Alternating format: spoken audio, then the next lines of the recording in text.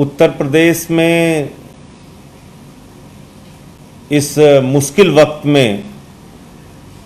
Corona की महामारी के दौरान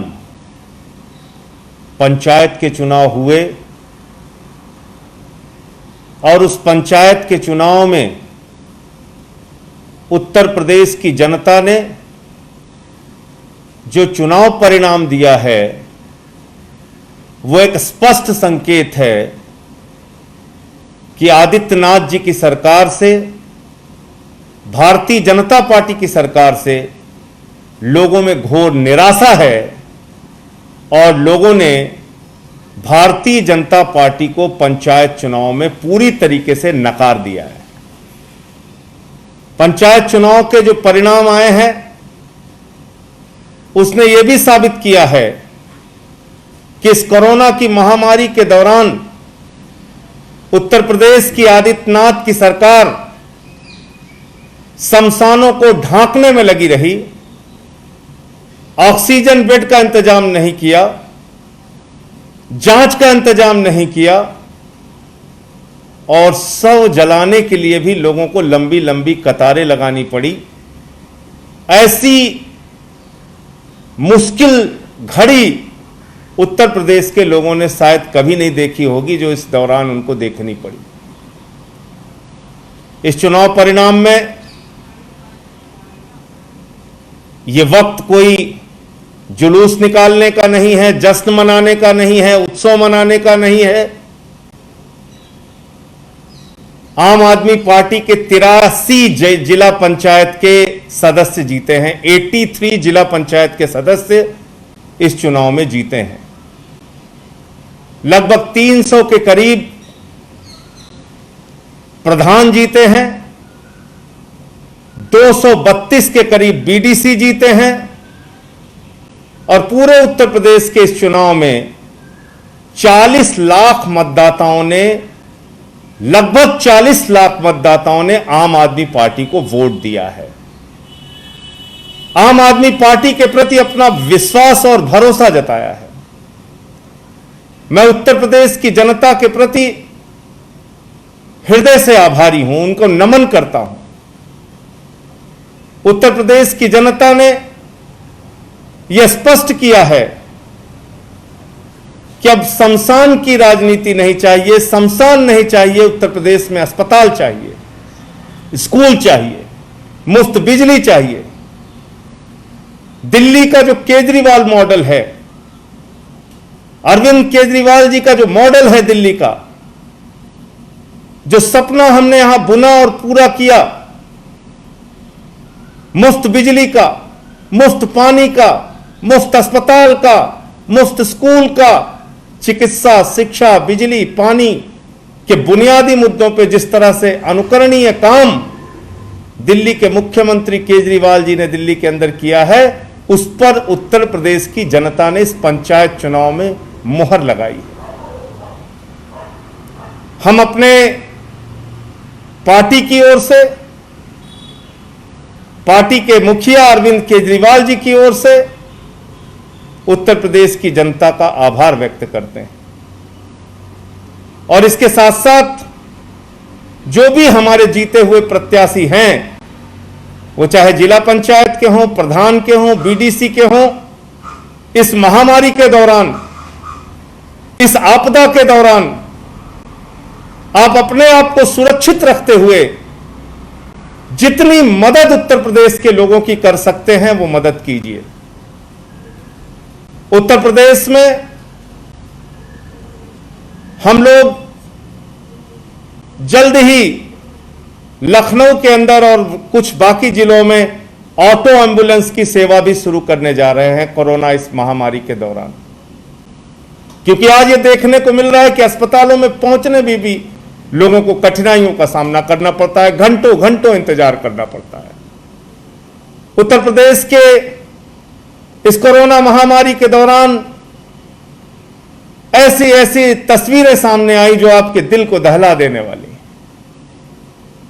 बेटा पुलिस वालों के सामने गिड़गिड़ा रहा है, अपनी मां को बचाने के लिए ऑक्सीजन का सिलेंडर मांग रहा है, लेकिन पुलिस के लोग वो ऑक्सीजन सिलेंडर छीन के लेके चले जाते हैं। उत्तर प्रदेश के शमशानों में घंटों घंटे लोगों को इंतजार करना पड़ा लाशों को जलाने के लिए, अंतिम संस्कार करने के लिए। और उस पर भी कल माननीय उच्च न्यायालय इलाहाबाद ने, हाई कोर्ट इलाहाबाद ने टिप्पणी की और कहा साफ तौर पे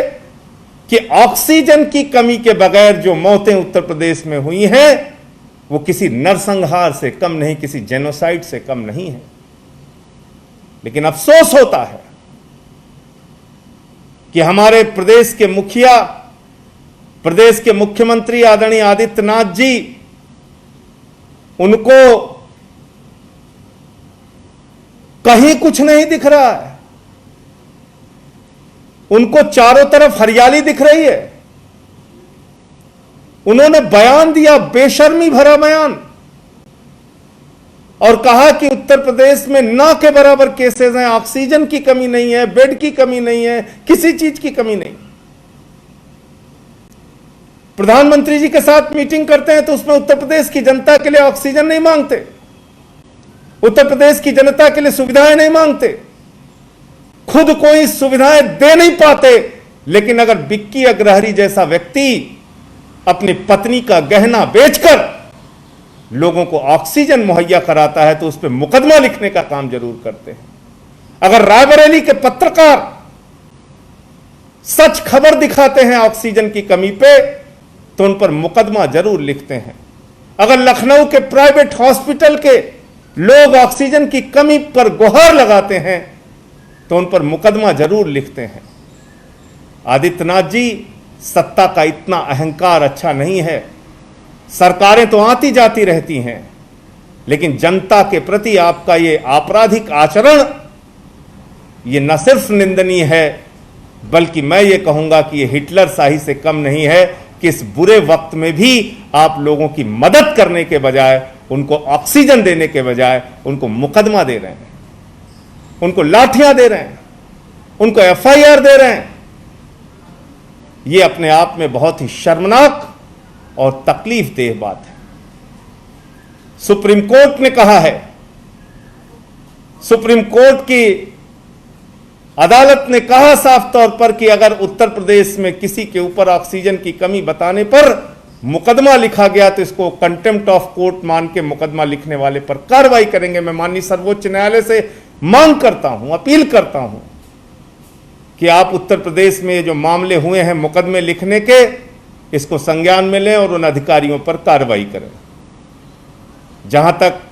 दिल्ली का प्रश्न है, कल हाई कोर्ट ने टिप्पणी की कि केंद्र सरकार शुतुरमुर्ग की तरह अपना मुंह छुपा रही है, लेकिन दिल्ली को ऑक्सीजन मुहैया नहीं कराई जा रही है। 976 मैट्रिक टन की जो हमारी डिमांड है उसको नहीं पूरा किया जा रहा है। हाई कोर्ट से लताड़, सुप्रीम कोर्ट से लताड़, इलाहाबाद कोर्ट से लताड़, पटना की कोर्ट से लताड़, दिल्ली की कोर्ट से लताड़, कर्नाटक की कोर्ट से लताड़, चारों तरफ न्यायालयों में भारतीय जनता पार्टी की सरकार को केंद्र से लेकर राज्यों तक लताड़ लताड़ और लताड़ मिल रही है, लेकिन उनको